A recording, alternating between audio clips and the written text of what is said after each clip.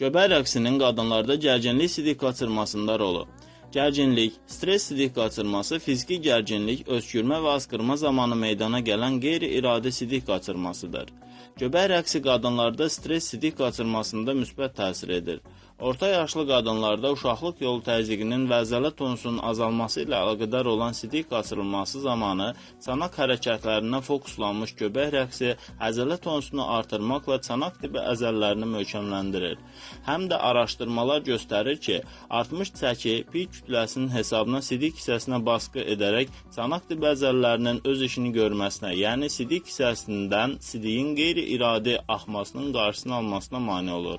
Göbək rəqsi bir idman olaraq artıq çəkini azaldaraq da bu maneəni aradan qaldırır. Bu isə qeyri-cərrahi metod olaraq sidik qaçırılmasında əlamətlərin azalmasına və ya tam itməsinə gətirib çıxarır. Digər tərəfdən Yapon qadın geyişlərinin gəzişi ilə, yəni çanaq tipi və sarğı əzələlərinin yığaraq gəzmək də sidik qaçırmasını əngəlləyir. Kegel tərəfindən təklif olunan siymə aktı zamanı bilərəkdən sidik şırnağının dayandırılıb təzədən başladılması da çanaq tipi əzələlərini möhkəmləndirərək sidik qaçırmasına əngəlləyir.